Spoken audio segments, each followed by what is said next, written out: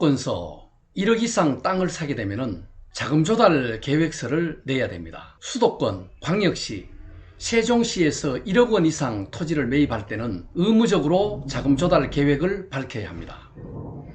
지분 거래 시에는 가격과 상관없이 무조건 자금 조달 계획서를 내야 한다라고 규정하고 있습니다.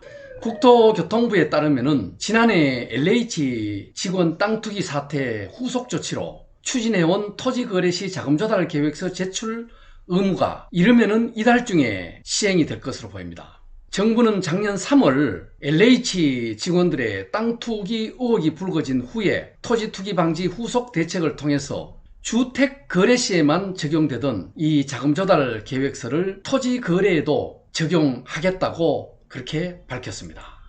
이 자금 조달 계획서는 주택 취득 자금 조달 계획하고 내용은 같다고 보면 되겠습니다. 이 수도권하고 비수도권 광역시, 세종시에서는 거래 가격에 상관없이 무조건 제출하도록 하고 이외 지방에서는 거래 가격이 6억 원이 넘을 경우에만 내도록 했던 이 부동산 거래 신고법 시행령 개정안을 입법 예고를 했습니다. 국토부 관계자는 당시 토지 자금 조달 계획서 의무화를 구체화하는 과정에서 주택 부문을 참고를 했다 이렇게 한 건데, 주택 부문하고 거의 같다고 보면 되겠습니다. 주택은 규제 지역의 경우일 경우에는 거래가액과 무관하게 이 자금 조달 계획서를 제출하고, 비규제 지역은 6억 원 이상의 경우에 제출하도록 하고 있다고 규정이 되어 있습니다.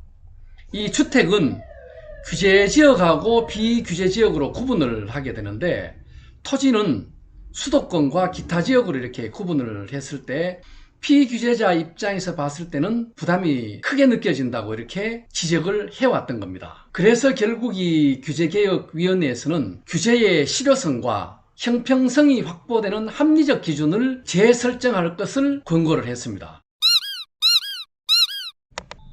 국토부는 규계위의 결정을 받아들여서 가격에 상관없이 제출 의무를 부과하던 수도권, 광역시, 세종시도 1억 원 이상 거래 시에만 제출하도록 기준을 정했습니다. 다만 이 지분 거래 시에는 거래 가격이 1억 원 미만이더라도 자금 조달 계획을 밝히도록 단서를 달았습니다. 이 지분 거래라는 거는 옛날에 그 기획부동산 쪽에서 많이 이거를 투기성으로 많이 작성을 했던 건데, 한 개의 필지를 여러 개로 나누어서 이제 예를 들어서 500평짜리 땅이 하나 있다 그러면은 100평, 100평, 100평에서 5명으로 쪼개서 지분 등기로 이렇게 매매를 시켰던 그런 내용이 되는데, 이것도 하나의 어떤 투기의 조작으로 보고, 이럴 경우에는 면밀히 세심히 들받아 보겠다, 이런 내용인 것 같습니다. 이 지분 거래일 경우에는 말 그대로 기획부동산 등의 어떤 투기성이 짙다는 판단을 할 수밖에 없다는 겁니다. 그래서 일부 수정된 개정안은 규제 심사를 통해서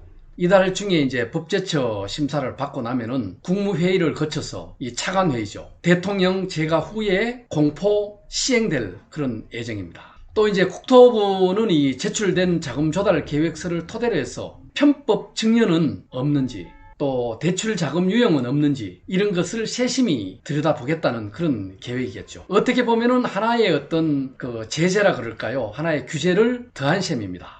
그래서 이제 국토부 관계자는 이 자금 조달 계획서만으로는 투기성 여부를 판단하기는 어렵다. 그렇죠. 이 자금 조달 계획서를 하면은 조금 번거롭고 까다롭기는 합니다만은, 아주 어떤 걸러낸다는 거는 그렇게 쉽지는 않습니다만은, 평상시 이제 거래 금액보다는 조금 과하다든지, 또 미성년자라든가, 아니면은 전혀 이 재산하고 관계없는 어떤 이런 사람들이 어떤 이상 거래가 아닌지 하는 이런 쪽에 이제 판단을 하겠다는 어떤 이런 요인들이 함께 첨가가 됐다는 생각으로 이게 분석을 할 수 있을 거로 보입니다. 그래서 이제 아마 이번 달 중순부터는 시행될 수도권 지역에 토지 거래를 하는 사람들은 1억 원 이상이 되면은 반드시 이 자금 조달 계획서를 제출해야 한다라는 내용을 참고하시면 되겠습니다.